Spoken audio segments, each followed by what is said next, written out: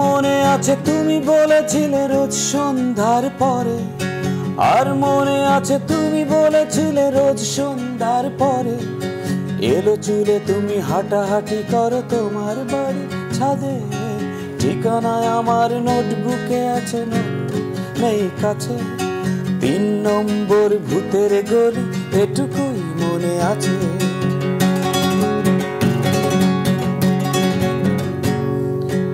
অলিতে গলিতে দেখা পরিচয়, ঠিকানার লেনদেন।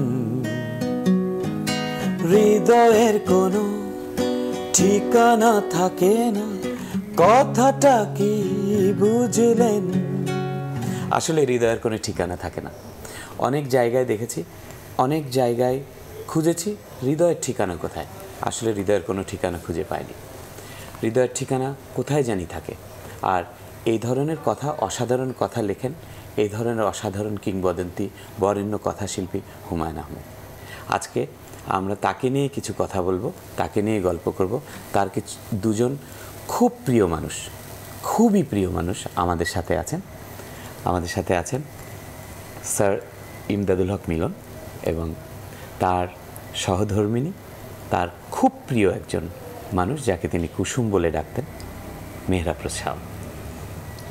আমি মাঝখান থেকে একটু কথা বলি টুটুল।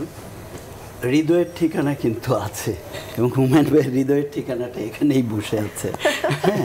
তো আমি নিশ্চিত যে আমি হৃদয়ের ঠিকানাটা, আমার কাছে মনে হয়, আমার কাছে মনে হয় যে হৃদয়ের অনেক জায়গায় ঠিকানা। কিন্তু না, তুমি যদি এখন হৃদয়ের অলিগলি খোঁজো, মানুষের অনেক স্মৃতি থাকে। অনেক ধরো কিশোর বয়সে একজন মানুষ যখন বড় হয়ে উঠছে, তখন হয়তো একজন মানুষকে দেখে হঠাৎ তার ভালো লেগেছে, হৃদয়ের কোথাও না কোথাও তার একটা মুখের ছায়া রয়ে গেছে, সেটি তো অন্য ব্যাপার।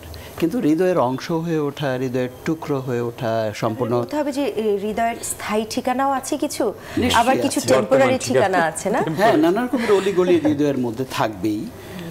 তো হুমায়ূন ভাইয়ের এই গানটা আমি সেভাবে খেয়াল করে আগে শুনি। এই গানটা আসলে শোনার কথা না। এই গানটা হুমায়ূন আহমেদ যখন লিখেছেন একদম শেষের দিকে, গানটা সুর করা হয়েছিল 7-8 বার, কোনোবারই হুমায়ূন আহমেদের পছন্দ হয়নি।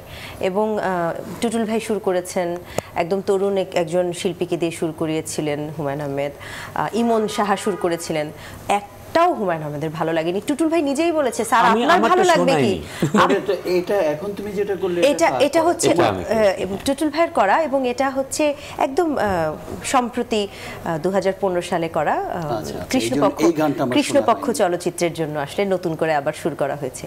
এবং আমার মনে হয় যে মানে গানের কথার সাথে এখন এবারের সুরটা একেবারে অ্যাপ্রোপ্রিয়েট হয়েছে। এই গানটি সুর করতে আমি 5 বছর টাইম নিয়েছি, নিয়ার অ্যাবাউট 5 ইয়ার্স। আর এবার এই গানটি ছিল সর্বশেষ সুর করা। এরপরে আরও যে গানগুলো আমাদের কাছে আছে, কিন্তু এই ধরনের একটা কথা, ভূতের গলি, মানে 3 নম্বর ভূতের গলি এটুকুই মনে আছে। ভূতের গলি যে কোনো গানে ব্যবহার করা যায়, ভূতের গলি বলে তো একটা বিখ্যাত একটা গলি আছে, কিন্তু এটা যে গানে ব্যবহার করা যায় এটা আমার কাছে খুব প্রথম দিকে, যার কারণে আমি আসলে সুর করতে আমার খুব সমস্যা হচ্ছিল। হ্যাঁ, তারপরে কথাটা কি বুঝলেন, তারপরে এই যে জিনিসগুলো, যার জন্য আমার নিজেরই ভালো লাগছিল না, যার জন্য স্যারকে শোনাচ্ছিলাম না। আমি না টুটুল ভাই, তোমাকে আজকে একটা কথা বলি, এই গল্পটা অনেকেই জানে না, ঠিক গল্প না, সেটা হচ্ছে হুমায়ূন আহমেদের যে কোনো বইয়ের যে কোনো পৃষ্ঠা থেকে একটি লাইন তুমি যদি বলো, আমাদের 3 জনের মধ্যে একজন মানুষ আছে, তিনি সঙ্গে সঙ্গে বলে দিতে পারবেন সেটি কোন বই এবং কোন চরিত্রের কথা। হ্যাঁ, সেটি কিন্তু আমি না, তাহলে কে হতে পারে? আমি তো নাই। এই ধাঁধাটার উত্তর দেওয়ার কোনো দরকার নেই।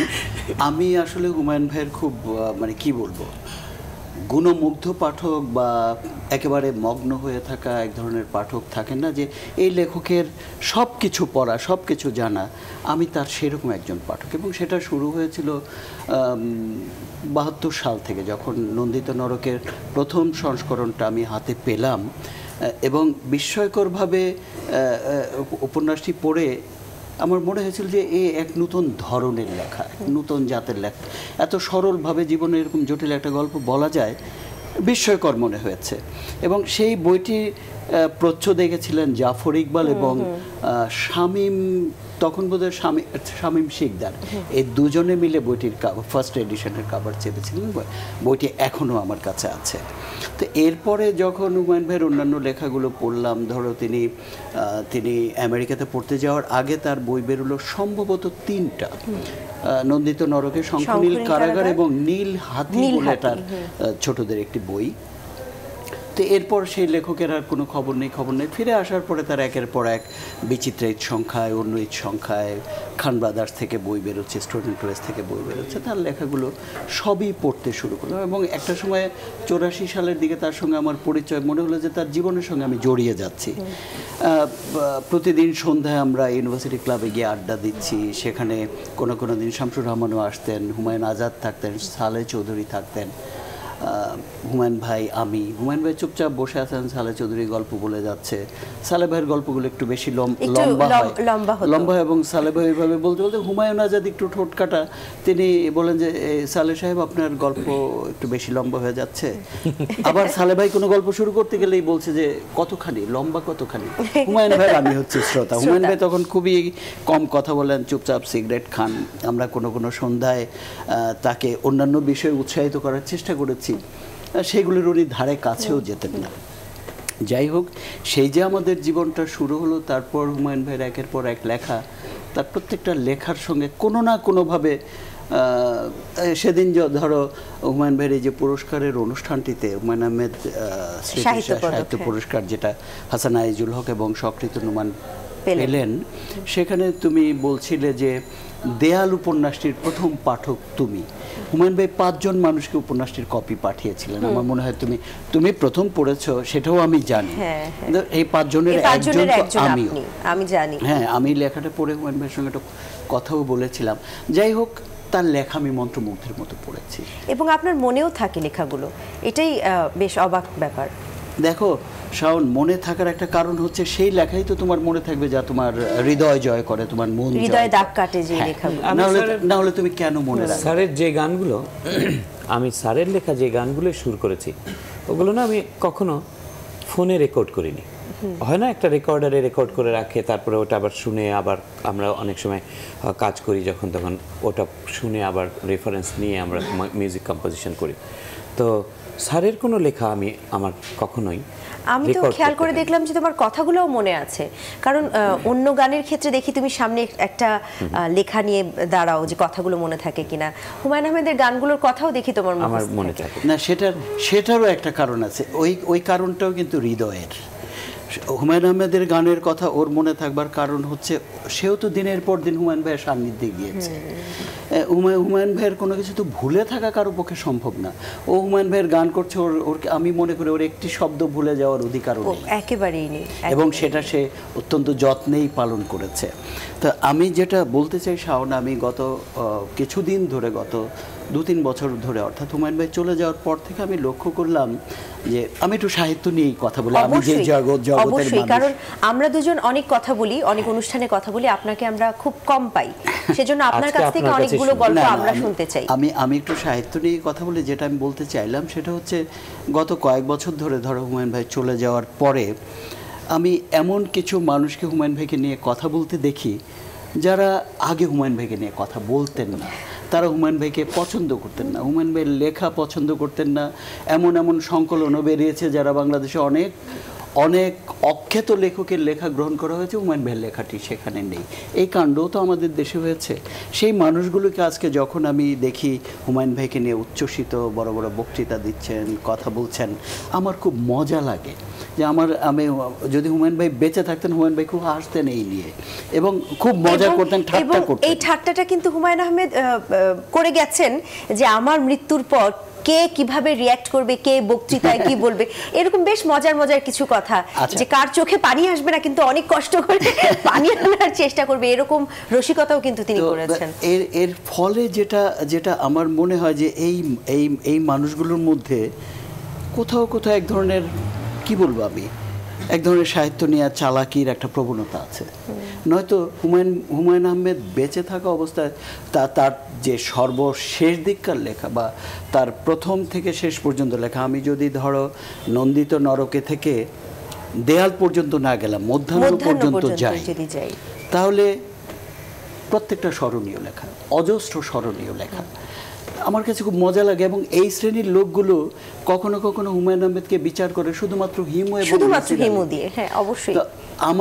আমি আমার একটা স্মৃতির কথা বলি, টোটাল তুমিও একটু জিনিসটা খেয়াল করবে।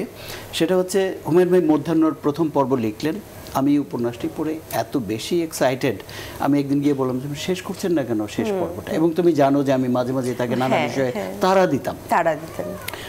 তো বলে কি এই বড় কঠিন লেখা আমার লিখতে, এখন আমার টায়ার্ড লাগছে, আমি এখন একটা হিমু লিখবো ব্রেক নেওয়ার জন্য, একটা তার অর্থ, ব্রিদিং স্পেস আমার দরকার। অর্থটা কি? আমি বললাম যে হুমায়ুন ভাই আপনি এটা রেখে হিমু লিখবেন। বলে যে শোনো, আমাকে একটা লেকচার দিল, তুমি সেদিন ছিলে না। লেকচারটা হলো যে এই শোনো, তুমি জানো যে কোনো লেখককে বলা হয় বাংলা সাহিত্যে যে এরা দুহাতে লেখেন? আমি বললাম শুনেছি। বলে দুহাতে লেখার অর্থ বোঝো? আমি বললাম আপনি একটু বোঝান আমাকে। বলো যে দুহাত মানে তো বাহাত দিয়েও লিখতে হয়, তো দুহাত কি?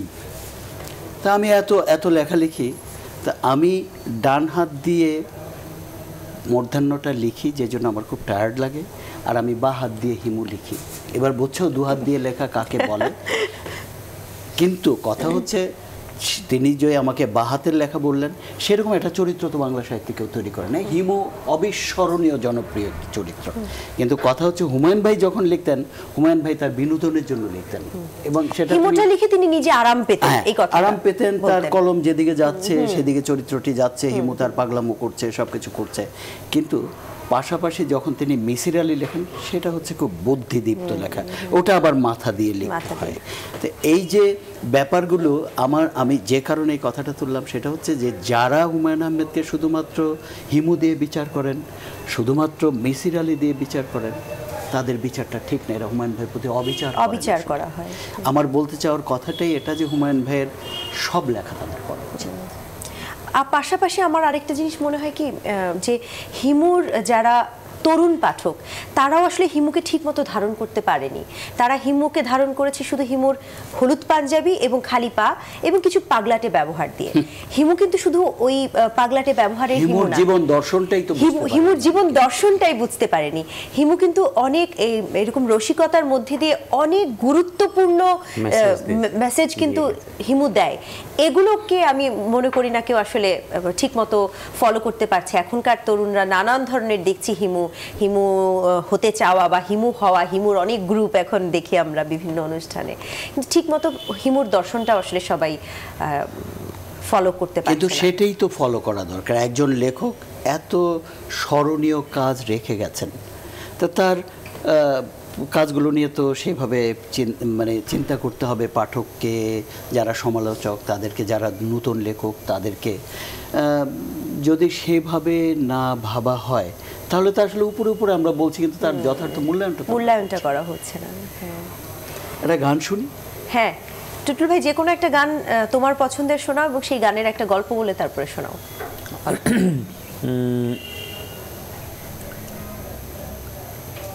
আমি গানের আগে একটু বলি, আমাদের আজকের অনুষ্ঠানে যেহেতু প্রচলিত কোনো উপস্থাপক বা উপস্থাপিকা নেই, আমরা একটু এলোমেলোভাবেই গল্প করছি, এলোমেলোভাবেই আড্ডা দিচ্ছি, সূত্রধর নেই কোনো।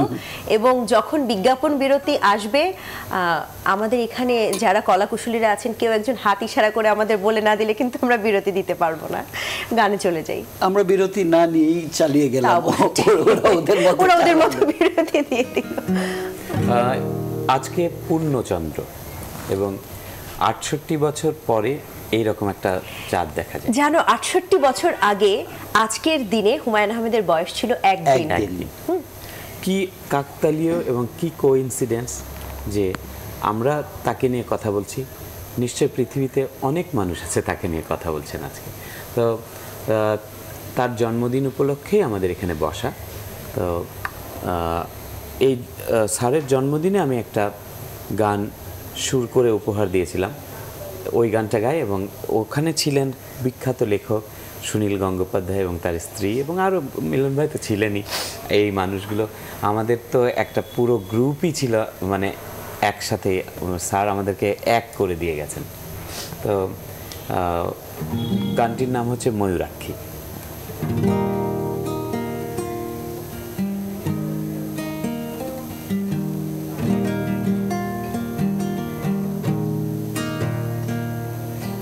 নদীর নামটি ময়ূরাক্ষী, কাকালো তার জল, কোন ডুবুরি সেই নদীটি পায়নি খুঁজে তল।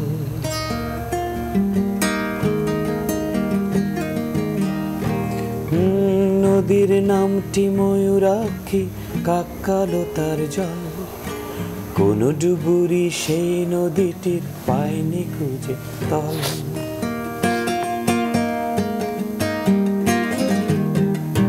তুমি যাবে কি ময়ূরাক্ষীতে, হাতে হাতে রেখে জলে নাওয়া, যে ভালোবাসার রং জ্বলে গেছে, সেই রংটুকু খুঁজে পাওয়া। সখী ভালোবাসা কারে কয়, নদীর জলে ভালোবাসা খোঁজা কোনো অর্থ কি হয়? সখী ভালোবাসা কারে কয়, নদীর জলে ভালোবাসা খোঁজা কোনো অর্থ কি হয়?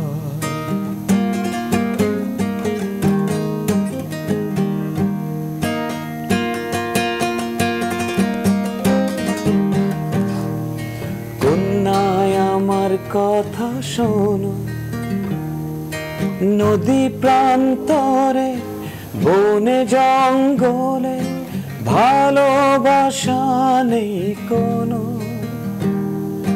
কন্যায় আমার কথা শোনো, নদী প্রান্তরে বনে জঙ্গলে ভালোবাসা নেই কোনো।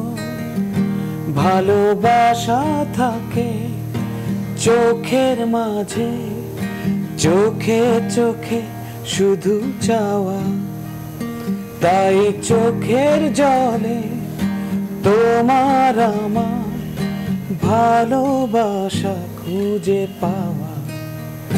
সখী ভালোবাসা কারে কয়, নদীর জলে ভালোবাসা খোঁজা কোনো অর্থ কি হয়? সখী ভালোবাসা কারে কয়, নদীর জলে ভালোবাসা খোঁজা কোনো অর্থ কি হয়?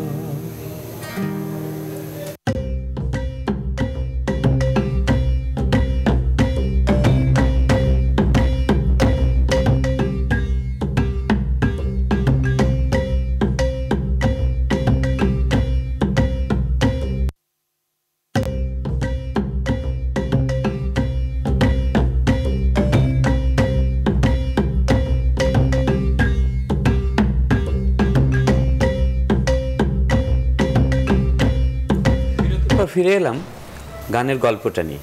সেটা হচ্ছে ময়ূরাক্ষী স্যার লিখে ফেলেছেন তখন, কারণ স্যারের একটা নদীর একদম নামই হচ্ছে ময়ূরাক্ষী। আমি জিজ্ঞেস করেছিলাম, স্যার ময়ূরাক্ষী কেন? তো বলে, আমার নদীর যে পানি আছে, পানির রং এত কালো যে কোনো ডুবুরি ডুব দিয়ে এখানে তলটা খুঁজে পায় না নদীর। আর এই গানের স্টোরিটা হচ্ছে হঠাৎ করে আমাকে দুপুরবেলা ফোন করে, এই গানের স্টোরিটা আজকে থাক, এই গানের স্টোরিটা আমরা এত বেশি শুনেছি, হ্যাঁ একটু এটা কৌতূহল থাকুক। যারা শুনেছেন তারা শুনেছেন, যারা শুনেননি তারা অপেক্ষা করবেন অন্য কোনো অনুষ্ঠান। আচ্ছা শোনো টুটুল, আমি তোমাকে ময়ূরাক্ষী নিয়ে একটা কথা বলি। ময়ূরাক্ষী নামে কিন্তু সত্যি একটা নদী আছে।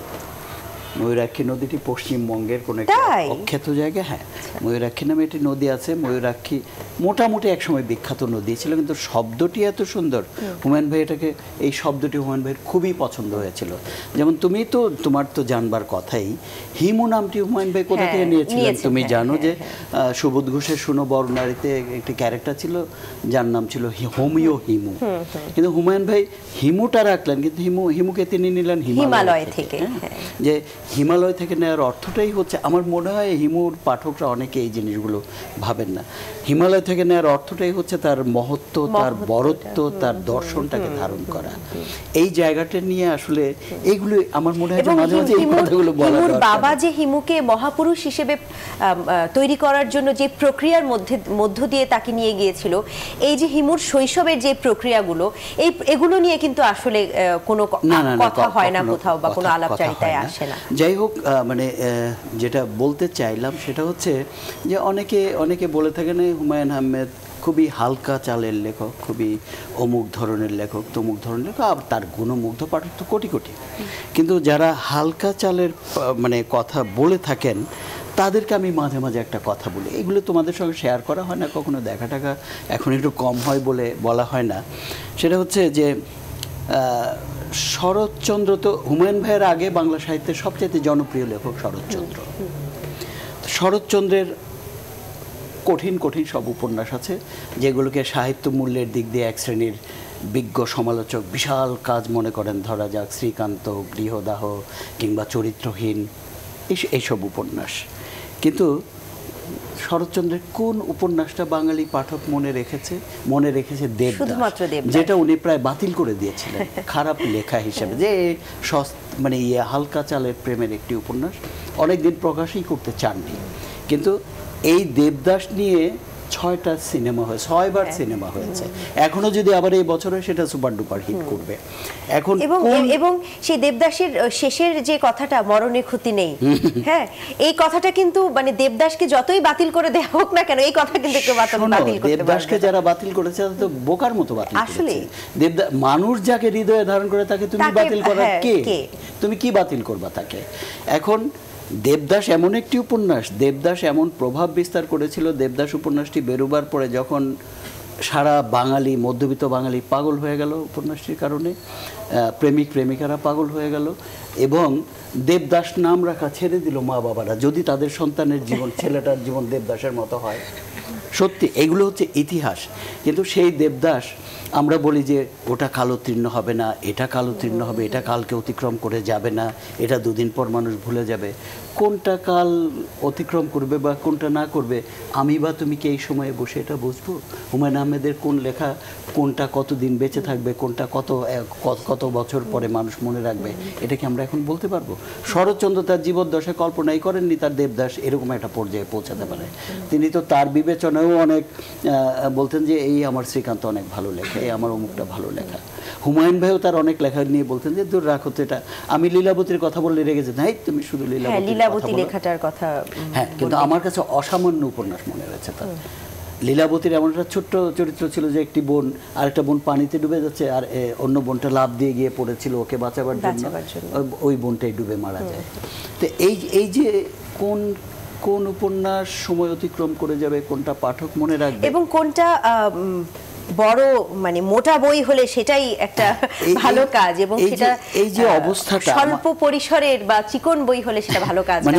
অনেকগুলো ধারণার মধ্যে আসলে আমার আজকে এই কথাগুলো বলবার আমি সাধারণত এরকম কথাবার্তা বলি না, কিন্তু আজকে বলছি অনেক কিছু দেখে দেখে আমার মনে হচ্ছে যে এখন একটু পাঠককে, সমালোচকদেরকে, সবাইকে আমি বলতে চাই যে তারা হুমায়ুন আহমেদের সব লেখা পড়েন, সব লেখা পড়া উচিত। এটাই আমি বারবার বলতে চাই যে সমস্ত পাঠকেরই উচিত সমগ্র হুমায়ুন আহমেদকে পড়ে তারপর হুমায়ুন আহমেদের দর্শনকে বোঝার চেষ্টা করা।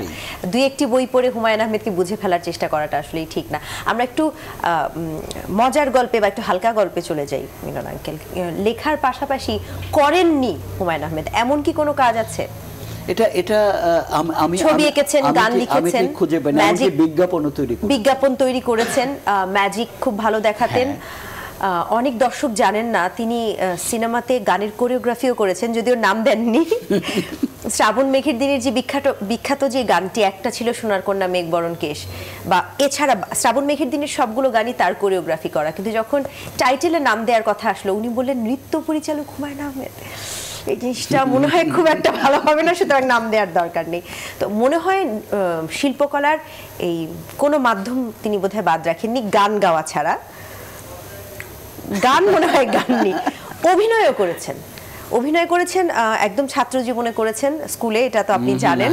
ওনার একটা খুব মজার গল্প আছে, বাচু মিয়ার অভিনয় করেছেন এবং স্টেজে তিনি এমন কমেডি অভিনয় করেছেন যে পুরো নাটকটা ছিল একটি দুঃখের নাটক। একটি দুঃখের নাটককে তিনি একটি দৃশ্যে কমেডি অভিনয় করে নাকি উনি ধ্বংস করে দিয়েছেন। এবং যে ফুটবলও খেলেছেন, বাড়ির ভেতরে ফুটবল খেলে এমন কিক করেছেন জাফর ইকবালের হাত ভেঙে দিয়েছিলেন, সেটা জাফর ভাই সেদিন বললেন। তো অভিনয় জীবনের পরিসমাপ্তি হচ্ছে স্টেজে একটি দুঃখের নাটককে হাসির চরিত্রে অভিনয় করে নাটকটা নষ্ট করার কারণে ওনার অভিনয়ের যিনি টিচার তিনি বলেছিলেন যে হুমায়ুন আজকে আমাকে কথা দে, তুই যাই করিস জীবনে অভিনয় আর জীবনে করবি না। ওই যে কথা দিয়ে উনি ফেসে গেলেন, যে কারণে আমরা হুমায়ুন আহমেদের অভিনয় স্ক্রিনে দেখা থেকে বঞ্চিত হলাম। কিন্তু মিলন আঙ্কেল তো তার অভিনয় দেখেছেন বাসায়। সেটা তুমি তো সবচেয়ে বেশি দেখেছো, টুটুল ভাইও দেখেছে, কে না দেখেছে, আমরা যারা তার কাছাকাছি থাকতাম। তার অভিনয়ের একটা গল্প যদি একটু বলো টুটুল। এরকম অভিনেতা পাগল কিভাবে করে হাঁটে বা আরো অনেক কিছু অভিনয় করে, যে কুজো হয়ে কিভাবে করে অভিনয় করে সঙ্গে সঙ্গে যে দেখা, মানে এটা আসলে না দেখলে এটা এক্সপ্লেইন করা যাবে না, এটা ব্যাখ্যা করা যাবে না যে কি অসাধারণ তিনি অভিনয় করতেন। এবং অভিনেতাদেরকে যখন অভিনয় দেখিয়ে দিতেন আমাদের বিভিন্ন নাটক এবং সিনেমার শুটিং এ, আমার কাছে মনে হতো যে যে অভিনেতাদেরকে উনি দেখাচ্ছেন, আমার মনে হতো যে এই জায়গাটায় উনি থাকলেই বেশি বেশি মজার হতো। হ্যাঁ, আসলে তার ওই অংশটুকু আমার মনে হয় যে আমরা আসলে পুরোপুরি ওনার কাজ পর্যন্ত যেতে পারিনি যেভাবে উনি দেখিয়ে সব অভিনেতা যারা ওনার কাজ করেছেন তারা এটা স্বীকার করবেন। আমি একদম। এবং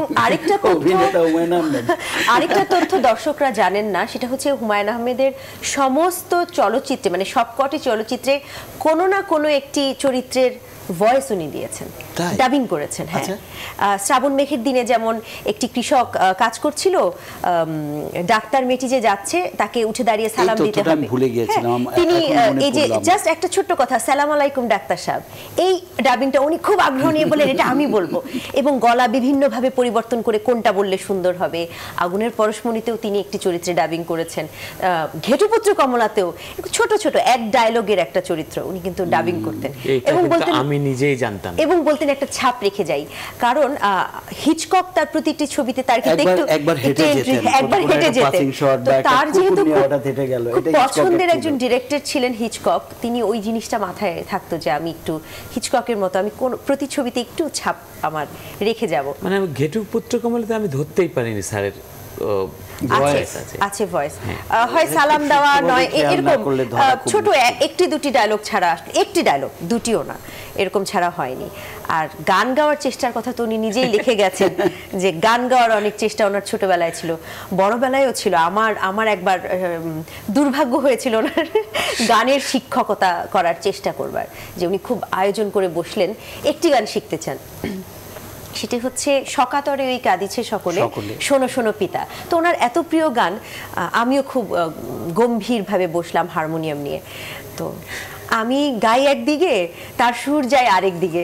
মানে ইচ্ছা করে করতেন নাকি? এটা বোঝা খুব মুশকিল, এটা বোঝা মুশকিল। তবে আমার ধারণা ইচ্ছা করে করলে অন্যদের সামনে করতে পারেন, তার মাথার ভিতরে এবং মনের ভিতরে যে সুরটা ছিল সেই সুরটা আসলে ওনার গলা দিয়ে এক্সপ্রেস উনি করতে পারতেন না। এই দুঃখবোধটা ওনার ভালো গান শোনার এবং ভালো সুর তাকে মন্ত্রমুগ্ধ করত, তা তো বটেই। সেটা মানে কোনো পুরনো দিনের গান শুনে এমন উত্তেজিত হতেন বা এমন ভাবে সেটা এক্সপ্রেস করতেন, সেটা বুঝিয়ে বলা খুব মুশকিল। গান শুনলেই ঝরঝর করে কেঁদে দিতেন। ভালো গান তাকে খুব।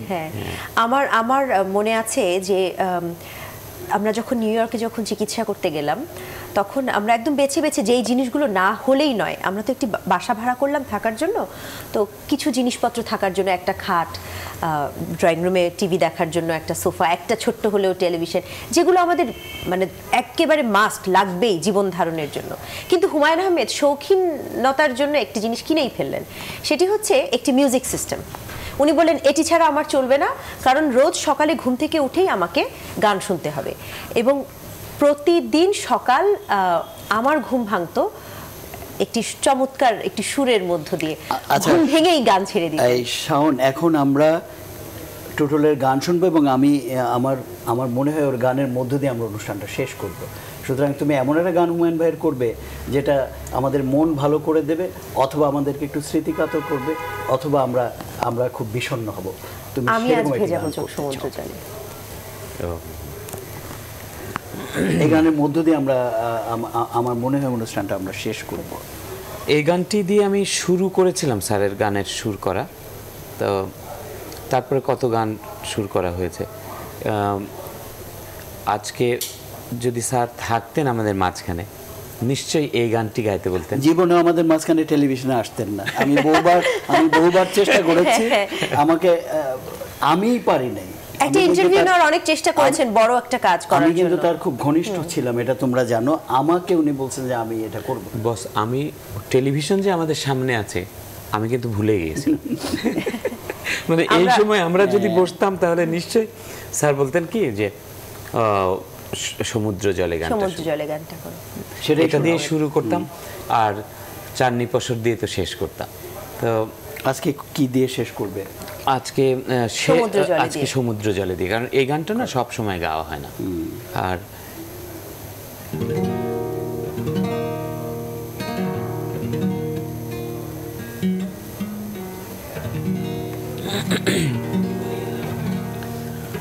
আমি আজ ভেজাবো চোখ সমুদ্র জলে,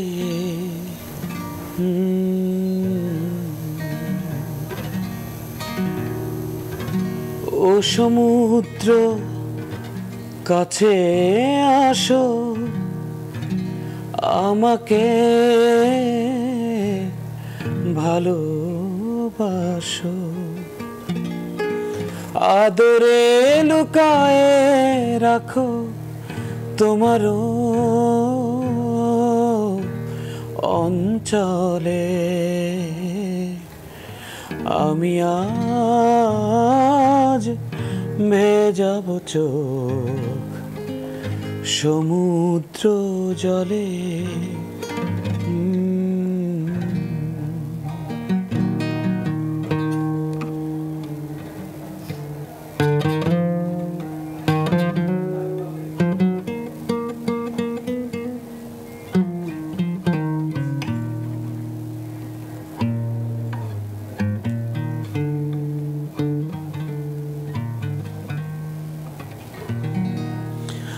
আহারে কি আকাশ, কি তাহার দীর্ঘশ্বাস,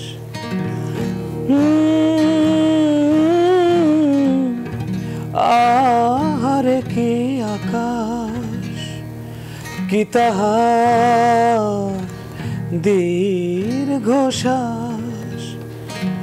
মিশিতেছে কি নিবিড় সমুদ্র কল্লোলে, ও সমুদ্র কাছে আসো, আমাকে ভালোবাসো, আদরে লুকায়ে রাখো তোমারও অঞ্চলে। আমি আজ ভেজাবো চোখ সমুদ্র জলে।